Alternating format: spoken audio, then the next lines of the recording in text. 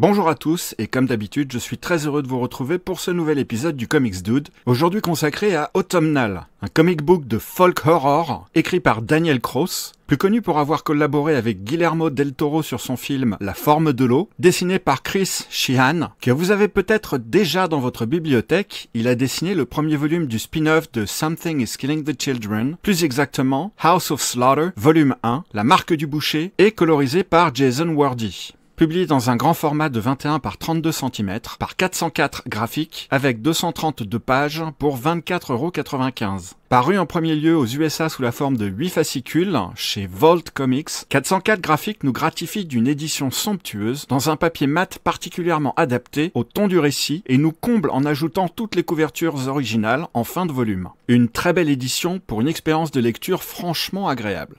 À la suite du décès de sa mère, Kat Somerville, une mère célibataire en difficulté, retourne dans sa ville natale de Comfort Notch, dans le New Hampshire, accompagnée de sa fille Sybil, pour s'installer dans la maison qu'elle vient d'hériter. Espérant y trouver un nouveau départ, Kat découvre rapidement que les habitants de la ville, réputés pour ses magnifiques paysages automnaux, ont des comportements étranges à l'égard de Kat et sa fille et semblent cacher des secrets inquiétants. Tous sont obsédés par le ramassage des feuilles mortes. Des comptines d'enfants évoquent une mystérieuse sorcière et une entité semble hanter les lieux, exigeant un tribut lourd de conséquences. L'œuvre a son atmosphère propre, de par la texture du papier, la saison au cœur du récit, parfaitement illustrée par le trait irrégulier de Chris Sheehan, et ses couleurs chatoyantes au ton de l'été indien de Jason Wordie. Une étrangeté singulière et palpable jusque sous nos doigts, qui finit d'ajouter à l'ambiance générale une sensation physique par le toucher. Il ne vous reste qu'à attendre une belle journée d'arrière-saison pour lire cet ouvrage, confortablement installé dans un transat, et laisser la brise vous murmurer subtilement la comptine enfantine, en vous caressant de temps en temps avec quelques feuilles mortes emportées par le vent pour sentir la chair de poule vous gagner. Les critiques sont plutôt globalement positives, notamment pour son ambiance et sa profondeur psychologique. Cependant, certains lecteurs ont exprimé des réserves quant au développement de l'intrigue, la trouvant parfois prévisible ou souffrant de facilité scénaristique. Je dirais pour ma part que la forêt est propice aux histoires de sorcières et qu'effectivement, on ne s'attend pas à ce que surgisse lors du climax une invasion de clowns aliens tueurs armés de tomates carnivores. Je me suis surpris à devoir tourner les pages en arrière pour voir ce qui m'avait échappé. Et il est vrai que les indices laissés tout le long du récit ne sont vraiment pas flagrants. En même temps, si je les avais débusqués, je pense qu'il est fort probable que mon expérience de lecture aurait été fortement diminuée. De ce fait, je ne sais toujours pas si c'est oui ou non une bonne chose.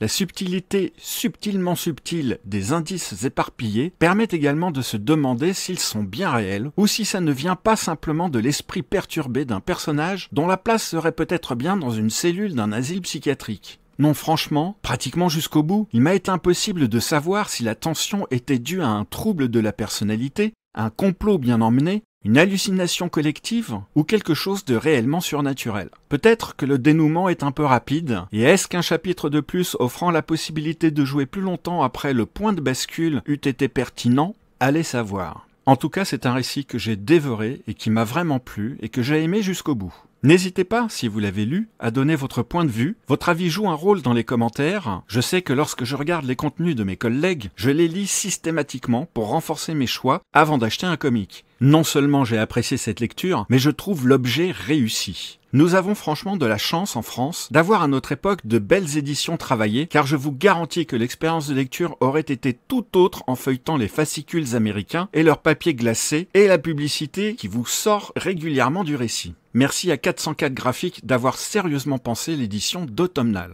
Si vous êtes nouveau sur ma chaîne et si vous avez apprécié, je vous serais vraiment reconnaissant de me laisser un pouce et pourquoi pas vous abonner. Cela ne vous coûte pas grand chose, mais pour moi, ma chaîne et le travail que cela représente, c'est une aide vraiment précieuse. Et si vous le souhaitez, vous pouvez également m'encourager dans les commentaires. Non seulement ça fait toujours chaud au cœur, mais tous ces petits gestes aident aussi ma chaîne à progresser dans les statistiques. D'avance merci et n'oubliez pas de prendre le temps de lire et de lire en prenant votre temps.